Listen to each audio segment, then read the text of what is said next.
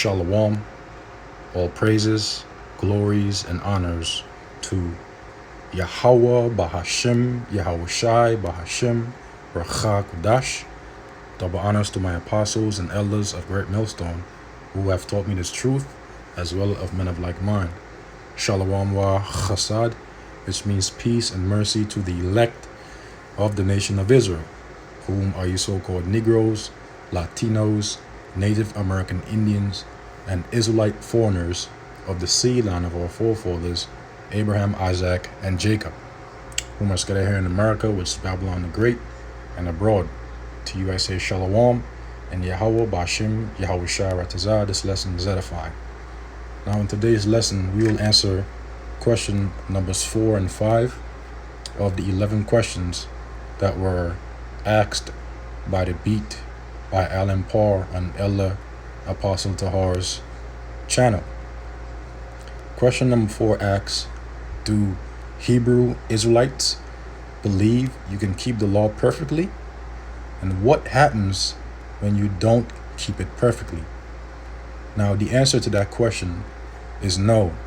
We do not believe we can keep the law perfectly, but we do rehearse the righteous acts, because we will be saved by the grace of Yahweh through faith in Yahushua HaMashiach, our Lord. But do we then make void the law through faith, as it is written? No, Yahweh forbid. This is the book of Ephesians chapter 2, verse 8. For by grace are ye saved through faith. The word grace means favor. And so the elect of the nation of Israel will be saved by the grace of Yahweh through faith in Yahushai. And that not of yourselves, it is the gift of Yahweh, Bahashim Yahushai. And so grace and faith are both gifts of Yahweh, Bahashim Yahushai, that has only been given to the elect of the nation of Israel before the foundation of the world. For as it is written, every good gift cometh from above, and a man's gift maketh room for him. Okay? Maketh room for him. Sometimes I might, say a particular word, but my accent might make it sound as if I'm saying something different. But Lord's willing, you brothers and few sisters understand. Now let's read that again, because remember, the question that was asked was, do Hebrew Israelites believe you can keep the law perfectly? And again, the answer to that question is no. We do not believe we can keep the law perfectly, because we cannot keep the law perfectly. Why? This is the book of Romans, and we'll come back to Ephesians. This is the book of Romans chapter 8, verse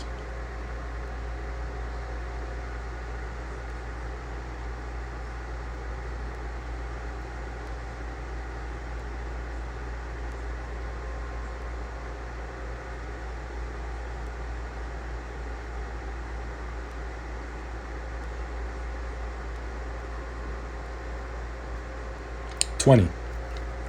For the creature was made subject to vanity.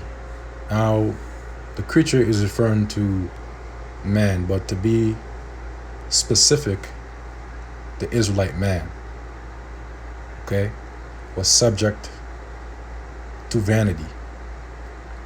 And not just the Israelite man, but the Israelites as a whole in general was made subject, which means under the rule, to vanity, which is sin.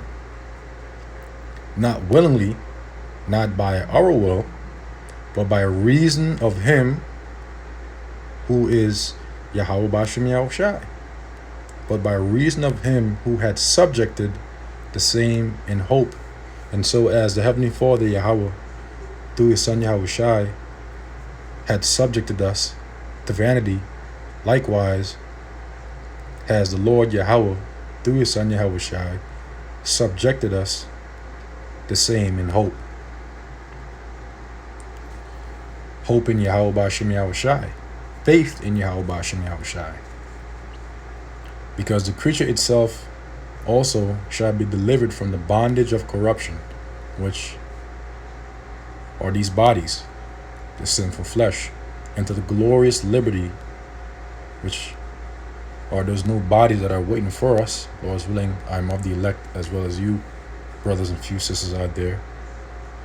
And the word liberty means freedom of the children of Yahweh B'Shem Yahushua. So everything upon the planet Earth, all the creations of Yahweh B'Shem Yahushua are going to be set back in order when the children, the sons and daughters of Yahweh B'Shem Yahushua are renewed, and the kingdom of Yahushua, which by default is the kingdom of Israel, is established upon the planet Earth. For the Israelites will have the laws, statutes, and commandments written within their inward parts, and so they will be perfect. For we know that the whole creation groaneth and travaileth in pain together until now. And not only they, but ourselves also, which have the first fruits of the Spirit, and the elect of the nation of Israel have the first fruits of the Spirit. Even, which is Old English for which is, we ourselves groan within ourselves, because our spirits groan within these bodies of sin, these chains of corruption. Even we ourselves groan within ourselves, waiting for the adoption, waiting for the Lord to return and deliver us, and in so doing, renew us, change our bodies into new, glorious, and perfect bodies, to wit, the redemption of our body. See? For we are saved by hope. And the Apostle Paul had said the same thing in Ephesians 2nd chapter as we had read earlier. For we are saved by hope. But hope that is seen is not hope. Why? Because that which is seen, cannot cause a man to have faith. Because faith is what? The substance of things hoped for, the evidence of things not seen. For we are saved by hope, but hope that is seen is not hope. So hope, the things that we see, that is not hope. But rather the things that are unseen, the things that we look forward to, that is hope. Which is what? Our faith in Yahweh B'Shem Yahushua, which we will be saved by. Okay? For what a man seeth, why doeth he yet hope for? But if we hope for that we see not, then do we with patience wait for it. And so the just, the elect of the nation of Israel, are going to live by their faith, okay, which is one of the main ingredients, okay, that will cause them and allow them to be saved, which, Lord's willing, again, I pray that I am a part of that number. So this is back in Ephesians chapter 2, verse 8.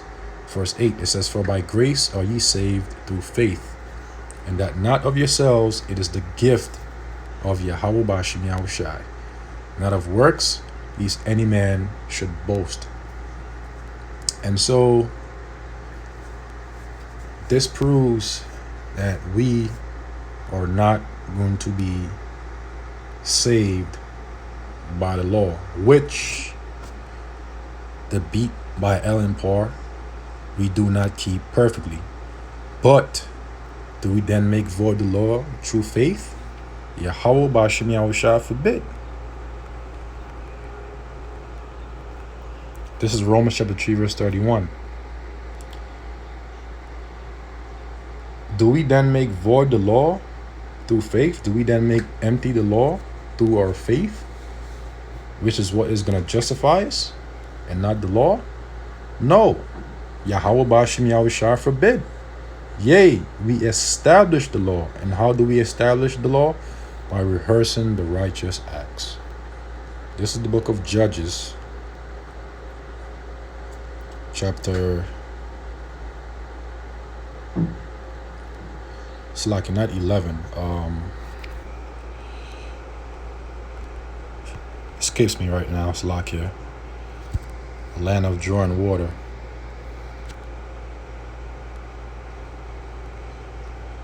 Judges 5 and 11, not 8 and 11. Salakia. They that are delivered from the noise of archers in places of joy and waters, and the they is referring to the elect of the nation of Israel. The Lord is willing, I'm a part of that number. We are going to be delivered from the noise of the archers, from those ICBM nuclear missiles, in the places of joy and water, which is here in America, Babylon the Great. Because this land is spiritually dry, okay? It's spiritually without moisture, okay? But the Lord has sprung up that water, which is this knowledge, upon his elect that were as dry bones, okay? They shall rehearse the righteous acts of the Lord Yahweh.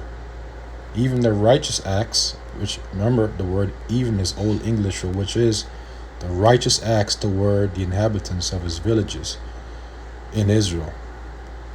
Then shall the people of the Lord Yahweh go down to the gates. And so this proves that we ought to still rehearse the righteous acts, even though we will be saved by the grace, which means favor, okay, of Yahweh through faith in Hamashiach Yahweh Shai, because the just shall live by their faith. Because remember, we were and are, even to this very day, scattered among the Gentiles, among the heathen nations. And when the Lord has sent the Apostle Paul to draft in the Israelite foreigners, the Hellenistas, into the fold, the Apostle Paul wasn't pushing the law upon them, but rather he was pushing the gospel of Yahweh Shai. Okay, because he understood that, if he pushed the law, the law upon them, then, you won't be able to draft them in, because, the law is perfect, but we are not perfect, since we are subject to these chains of corruption. That's why the Apostle Paul said, what? To the Jew I became a Jew. It's 1 Corinthians chapter 9, verse 20. Verse 19, for though I be free from all men, yet have I made myself yet have I made myself servant unto all, that I might gain the more. Right? Because our people were scattered among the heathen nations. Some examples of that is, this is the book of Acts, chapter 2, verse 9. Parthians and Medes and Elamites and dwellers in Mesopotamia and in Judea and Cappadocia, in Pontus and Asia, Phrygia and Pamphylia, in Egypt, and in parts of Libya, about Cyrene, and strangers of Rome, Jews and proselytes, Cretes and Arabians. We do hear them speaking our tongues, the wonderful works of Yahweh Bashem Yahweh Shai. And so we had Israelites scattered among all these different regions of the old known world at that particular point in time. And that is why the Apostle Paul said this again, 1 Corinthians chapter 9, verse 19, for though I be free from all men, yet have I made myself servant unto all, that I might gain the more. And unto the Jews I became as a Jew, that I might gain the Jews. To them that are under the law, as under the law, that I might gain them that are under the law. To them that are without law, which were the Israelite foreigners, the Gentiles, as without law, being not without law to Yahweh, but under the law of Hamashiach, that I might gain them that are without law. To the weak I became as weak, that I might gain the weak. I made all things to all men, that I might by all means save some. And this I do for the gospel's sake, that I might be partakers thereof with you. So these scriptures prove that, we are, indeed still under the law, but, we are not going to be, saved by the law. We're not justified by the law, but rather by our faith, okay, in Yahweh Shai. But do we then make void the law through faith? No, Yahweh forbid. We rehearse the righteous acts. We keep the law to the best of our abilities, okay? So this answers the fourth question. The beat by Alan Parr. Do Hebrew Israelites believe you can keep the law perfectly? No. What happens when you don't keep it perfectly? Nothing. Because we are saved by grace. By the grace of Yahweh through faith in Yahweh Shai. Because if we were justified by the works of the law, we would all be dead. Okay? This is the fifth question. Do Hebrew Israelites believe in literal heaven and hell? The answer to that question is no, we do not believe in literal heaven and hell. Heaven and hell are simply conditions that are played out upon the planet Earth. Hell is a condition. Hell is also the grave. Now, that whole doctrine of a place literally being called hell was made up by the Catholic Church to fleece their members so that they can rake in more money unjustly to build more massive cathedrals and feed their parasitic priests. Now, I'll read through this briefly because brothers have done videos on this topic in the past before. I have as well. And we'll just, concisely read through this and read a few scriptures and close the lesson. All right? So this is from a book that I have entitled Christopher Columbus and the Half Holocaust by Dr. John Henry Clarkey. And on page 18, it states that during the Crusades, the Europeans had exploited each other to the point where Europe was about to explode within itself. The Catholic Church, in its need for funds to build these massive cathedrals and to support parasitic priests, had begun to fleece meaning extort, rob the people to the point where the faithful began to have some serious questions about the role of the church. The church, in its desire to get still more money, so they weren't satisfied, even after fleecing the people, created something called purgatory. Now, when you died, you didn't go directly to heaven, you went to purgatory. Your family and friends had to ransom you, meaning to, make a payment, ransom you from purgatory.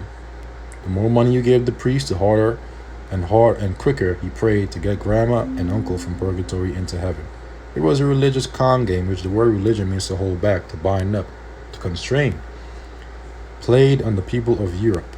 They were beginning to discover this con game to a point, and out of anger, Europe was about to explode within itself. It was about to implode. So this brief portion of information here proves that hell or / purgatory was something that was created by the Catholic Church to generate money unjustly.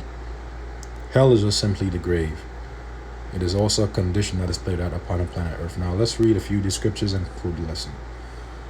Ecclesiastes chapter 3 verse 20. All go unto one place, all are of the dust, and all turn to dust again. So after a person dies, their body returns back to the dust of the earth. Okay, because we all came from the dust of the earth. Ecclesiastes chapter 12 verse 7. Then shall the dust return to the earth as it was, and the spirit shall return unto Yahweh Bashem Yahushua who gave it. So after the body dies, that spirit immediately returns back to the Father Yahweh through his son Yahushua who gave it. Okay? This is the book of Ecclesiasticus chapter 38 verse 23. When the dead is at rest, let his remembrance rest and be comforted for him when his spirit is departed from him. 2nd Ezra chapter 14 verse 35. For after death shall the judgment come. So after you die, your spirit goes back to the Father. In the spiritual realm, you receive your judgment, and your spirit goes and rests for a period of 3 to 4 generations. And after that time, it returns back through the loins of your Father upon the earth into a new vessel as a newborn baby. Okay? And, whatever judgment you receive from the Father, you'll play out in that life when we shall live again. And then shall the names of the righteous be manifest, and the works of the ungodly shall be declared. So, again, I've done a lesson on this particular topic, as well as brothers, as well as the apostles, first and foremost, in the past, and elders. So, this answers your 5th question, Alan Parr. There's no literal place called hell, okay, or heaven. Heaven and hell are both conditions that are played out upon the planet Earth. Now, the heaven of the Israelites are going to be established upon the planet Earth when our Lord Yahweh Shai returns. Okay, so this has been the third part of the response of these questions that were asked by Alan Parr. And with that, I pray this lesson was edifying to the elect. Lord's willing, until the next, I say shalom.